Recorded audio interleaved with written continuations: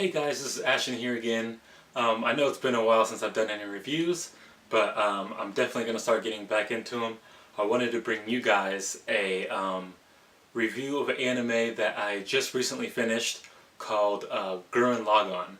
Now if you haven't heard, this anime has just been put on Toonami about 2 months ago, but you can also find it, I think it's on Netflix and also on Hulu. I may be wrong about one of those, but it's a 27 episode anime, and I'll read you guys the anime synopsis, or the plot synopsis of this anime. So Gurren Lagann is a Japanese mecha anime television series animated by Gainax and co-produced by Aniplex and Konami. It ran for 27 episodes on Japan's TV Tokyo between April 1st, 2007 and September 30th, 2007.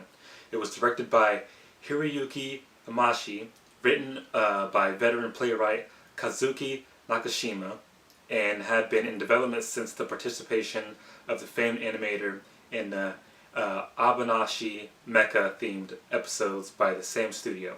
Gurren Lagann takes place in a fictional future where Earth is ruled by the Spiral King, Lordgenome, who forces mankind to live in isolated subterranean villages.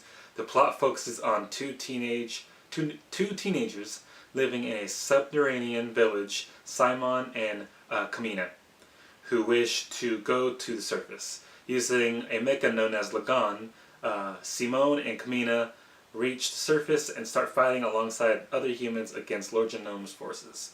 So that's a really good way of putting the whole story without giving you guys too much information.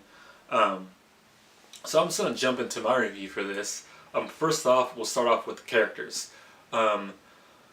The main person in this story is Simone. His older brother Kamina is also in it, but if you've seen this, you know that he eventually dies. So I'm not going to give away how he dies or what happens. But Simone is the main character, for sure. A lot of the characters do get a good amount of build-up, a good amount of background to who they are. The main characters do, the guys who play a big role in the story does. And even some of the smaller characters do too, but not too much to where you don't care, because this is only a 27 episode anime, so it does a really good job of keeping everything focused and on point and steadily heading toward their goal, which there seems to be several different goals in this anime, as several different things do happen to change the plot and change the focus.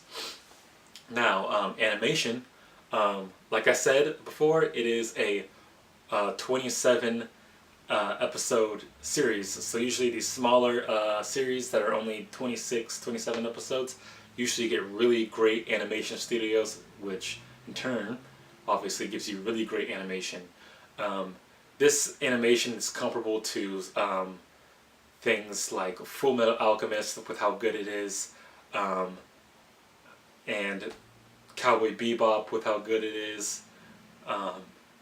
The list can go on, especially with a newer anime, but this is definitely something that will catch your eye because it has really good animation and it never really ever falls off. So you'll see it with longer animes like One Piece, Naruto, which just recently ended, Dragon Ball Z. They have different animation studios that work on their series, and some of the animation is better than the others. This stays the exact same throughout the whole series, so it's definitely something that will never make you want to just be like, oh wow, this looks like crap. It's just solid all the way through.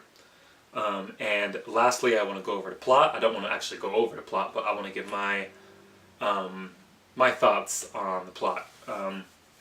I think the plot is actually really good. It has a lot of like what the hell moments, like things. It's kind of like Attack on Titan, where they just like, you're like, oh my gosh, at the end of a chapter or at the end of an episode.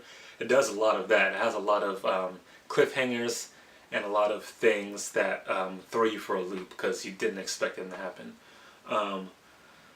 The plot does kind of get redundant at the end. It kind of just gets kind of, you kind of know what's going to happen next toward like the last 4 or 5 episodes. But other than that, it's really good.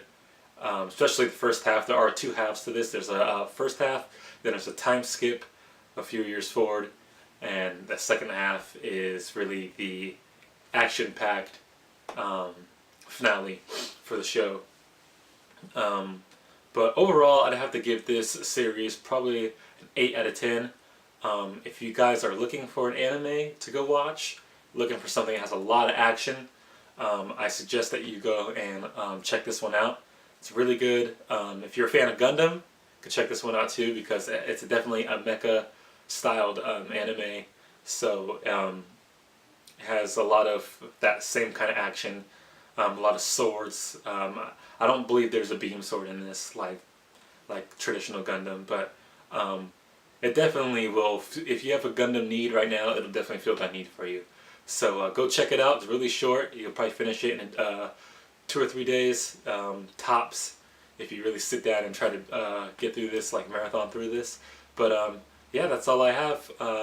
If you guys like these videos, make sure to hit the like button, subscribe to NerdSwag, and until next time, you guys, peace.